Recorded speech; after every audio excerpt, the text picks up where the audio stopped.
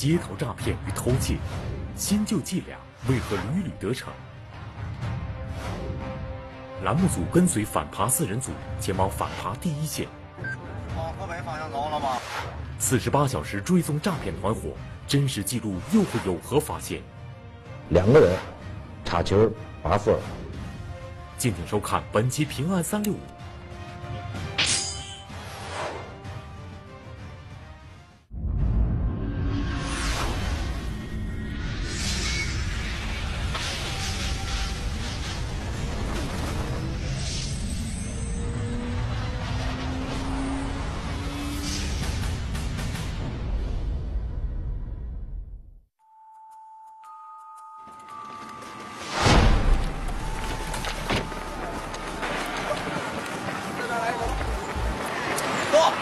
2014年5月20日中午，天津市公安局河北分局第9刑侦大队的反扒小组在河北区养鱼池路将一名偷窃他人电动车电瓶、正准备逃窜的不法分子抓获。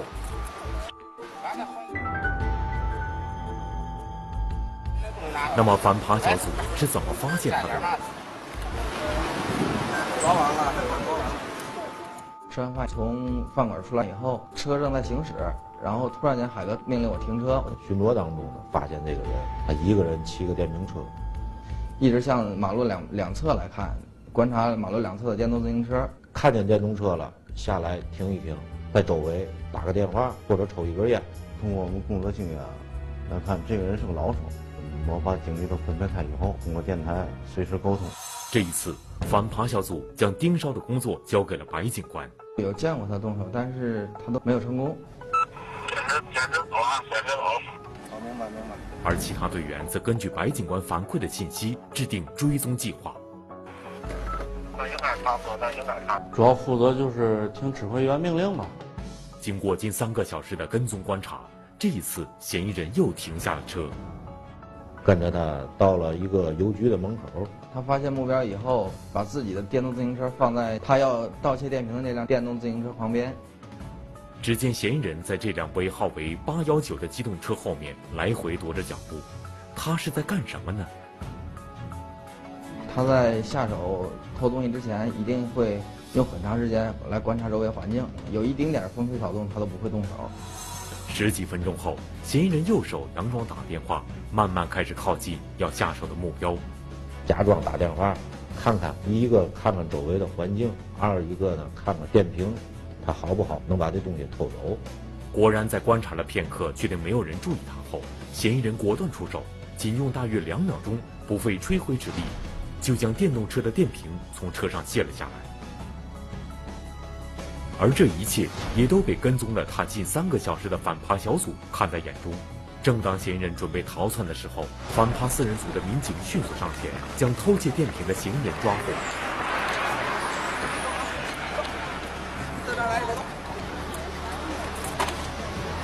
废话啊！嫌疑人当场对自己偷窃电瓶的违法行为供认不讳。那么在这起案件中，为何失主的电瓶会被盯上呢？自个有锁吗？电瓶有锁坏了，拧能锁上，可是那销路坏。由此看来，这位失主电动车上的电瓶被窃，其主要原因是电瓶锁形同虚设，而锁恰恰是我们保证财产安全的第一道防线。那么，对于自行车和电动车这种普遍的交通工具，怎样才能够预防被窃呢？建议大家尽量存放在这个收费的存车处。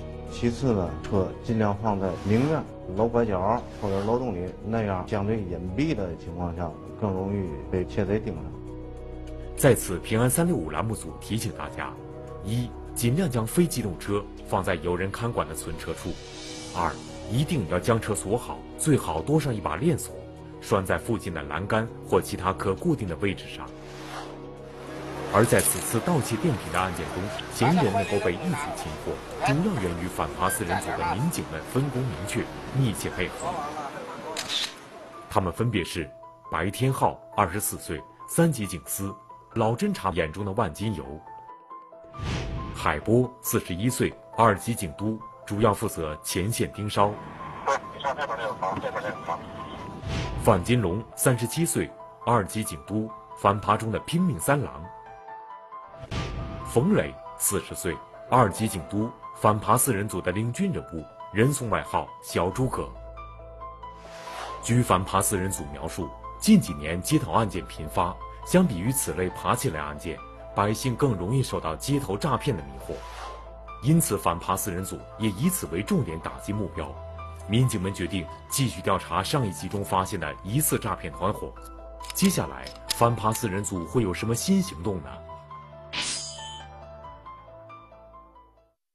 栏目组跟随反扒4人组前往反扒第一线，疑似诈骗团伙又会有何新动作？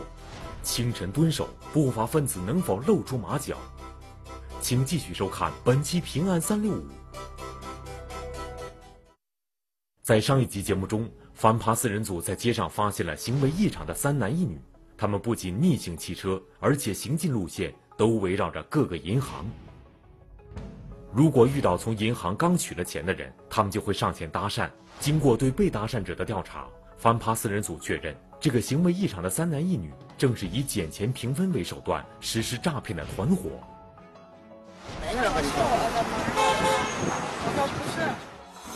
我问那小女孩，咱能确定吗？他们主要是以这个调钱、捡钱、平分为手段上骗。经过1天的追踪，民警已经确定嫌疑人的住处，于是回到大队分析案情，制定明天的跟踪计划。这几个人分工啊挺明确的，典型的团伙作案。紧接着，冯警官为每个人部署了具体工作。明儿一早能接上，6点。反扒4人组制定了第2天清晨6点，在3男1女住宿的好再来旅馆门口蹲守的计划。现在是早晨6点半，我们根据昨天的情况，又回到这个几个嫌疑人的住处。据冯警官介绍，这个村近几年来外来人口较多，已经慢慢成为了很多窃贼藏匿的窝点。好多都是那个货站、物流，属于人口流动大。对，慢慢演变。现在就变成。由于徐庄子村人口密度大，村貌较为复杂，冯警官派出队里其余队员分4处进行蹲守。而海警官只身前往嫌疑人居住的好再来旅馆门口观察情况，以免打草惊蛇。反扒4人组其余队员在村口蹲守，等候嫌疑人出现。7点40分，海警官通知反扒民警，嫌疑人走出了村口。这是1单1队，出来了，这个推车了。你挂一下，看哪个方向，赶紧告诉我。他们过马路了，过那个玻璃站了。正准备过呢。随后，海警官骑上自行车，近距离跟踪嫌疑人。反扒4人组的其余民警紧随其后。现在他们是最放松的时候，也没作案。一会儿一成了活，作案以后，那阵是最警惕的时候，穿楼裙、走这个逆行，都干得出来。他就目的就为了甩人。9点25分，反扒4人组一路跟踪这3男1女，来到了东丽区某市场附近。在市场口，他们突然分散开，骑向不同的方向，有的停下来四处张望，有的在市场口不足100米路的范围内来回骑车。在蓝帽子过去了啊，对，在你们左后方，还不时地停下来打电话。他们是在打给谁呢？又为何在市场附近逗留？黑白花现在在我们这个10点方向。那老大爷打电话了，现在。他为什么要挑这么乱的地儿？好跑吗？这个人多杂呀，容易混居于人群。据冯警官描述，市场是百姓财物最容易受到侵害的地点。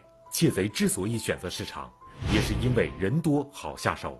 如果遇到团伙作案，百姓的财产安全就更有可能受到侵害。就在几天前，卢小姐的钱包就是在市场被窃的。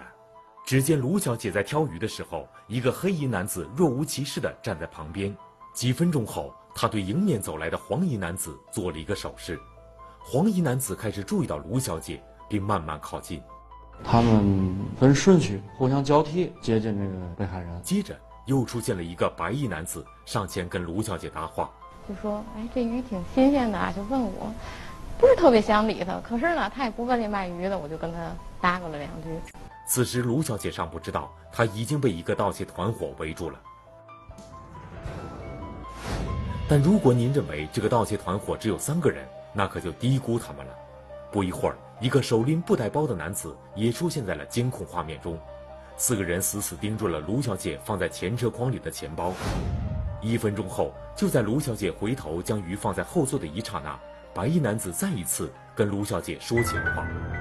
然后我就放后衣架那儿系那鱼，那人还在那跟我搭讪。而其他3名男子迅速凑到卢小姐的周围，将卢小姐团团围住。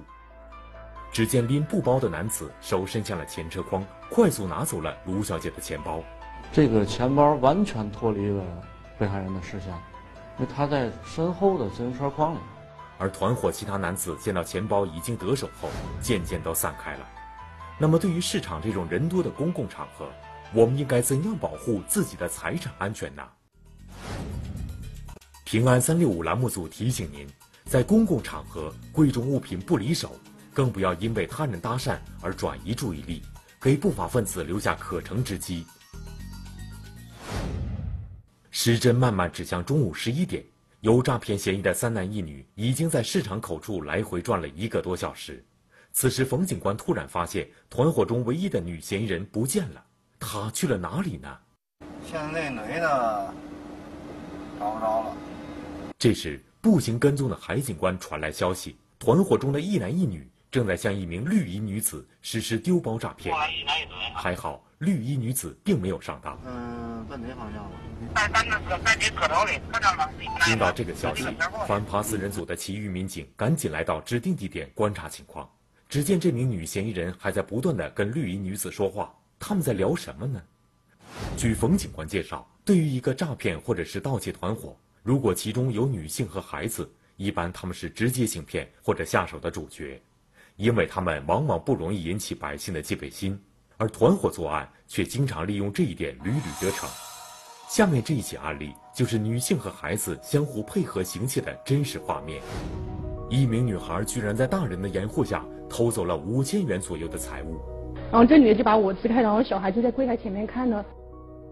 监控画面显示，画面中的女孩和戴帽子的女子四下张望后，趁没人注意，小女孩迅速溜到收银台，打开了抽屉。小女孩拿了2个抽屉的财物后，迅速撩开裙子，将财物放在了裤子里面，然后大摇大摆地走了出来。接着，女孩跟戴帽子的女子示意了一下，前后过程不到2分钟。从画面上来看，小女孩偷窃的时候并没有丝毫的胆怯之意。由此可见，街头行窃、行骗等不法行为中，女性和儿童犯罪也不可小觑。可这反扒4人组跟踪的疑似诈骗团伙对绿衣女子的诈骗并没有成功，那么他们接下来要去哪里呢？疑似诈骗团伙再次蹲守银行，又有何新伎俩？戴头盔的男子为何周旋在银行外？谁会是他下一个猎物？请继续收看本期平安365。原来，眼看在市场口行骗没有成功，3男1女又按照昨天的方法，开始在各个银行附近活动。现在4个人都在我视线，找活去了，看谁取钱多，看谁取钱多，他们指定没骗谁。现在在银行门口站着了，那个在吗？知道没有？他在找有钱的，取钱取得多了，好骗。据冯警官介绍，银行和自动取款机是百姓特别需要防范的地方。与他们此次追踪的这3男1女类似，很多不法分子选择在银行附近找刚取钱或者是正在取钱的人进行诈骗或偷窃，甚至伺机进行抢劫。画面中这位头戴安全帽的男子就守候在取款机旁边多时了，等到被害人刚取出钱，趁其不备，悄无声息地用砖头重砸被害人的头部，砸晕被害人之后，抢走其项链、手机和现金。而对于不法分子来说，独自来取钱的女性似乎是他们更容易下手的目标。监控画面显示，当时穿着白上衣的王女士正在自动取款机前准备取款，而正在这时，一名身材高大的男子紧随其后，走到另一台取款机前，在王女士取款后，男子随即转身，一手控制住王女士，另一只手则持长刀向王女士的腹部连捅4刀。男子随即抢走了取款机上的现金，并迅速逃跑。在此，平安365栏目组提醒大家，女性取款时尽量结伴而行，取款时尽量错开早晚人少的时间，避免出现特殊情况，不利于呼救。时针慢慢指向了下午2点，反扒4人组继续追踪3男1女，但是他们迟迟没有再下手。从早上8点到下午3点，反扒民警已经追踪有诈骗嫌疑的3男1女将近7个小时。可见，每一起案件成功破获的背后，都隐藏着民警们日夜奔波的辛苦。面对当天37摄氏度的高温，3男1女在一家餐馆吃了午饭后，便随即打了一辆出租车离开了。他们为何要把自行车留在餐馆门口呢？反扒民警决定继续追踪，但没想到下午4点左右，这3男1女再次回到了位于东丽区的好再来旅馆。考虑到外面天气的高温，冯警官分析，他们今天应该不会再出门作案了。但是，一想到曾被疑似诈骗团伙搭讪女子的指认，冯警官决定派人继续盯守3男1女。咱能确定，他们主要是以这个调钱、捡钱、平分为手段诈骗。而为了保证百姓生活财产安全，反扒4人组又立即前往下一个地点继续巡逻。节目最后，平安365栏目组提醒大家，在公共场合要提高警惕，以防被窃，也不要相信天上会掉馅饼，贪心意外之财。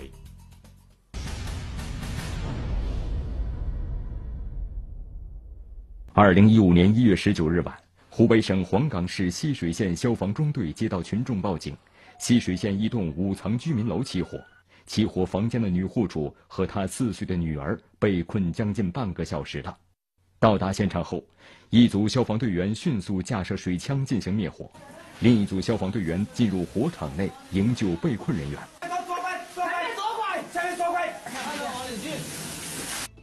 5分钟后，搜救组队员成功将被困人员救出，并送往医院进行治疗。据了解，此次火灾是由于电线短路引燃了周围的衣物导致的。平安365提醒观众朋友，定期检测室内电器线路、电器开关、插座是否发热，避免因电线过热老化引发火灾。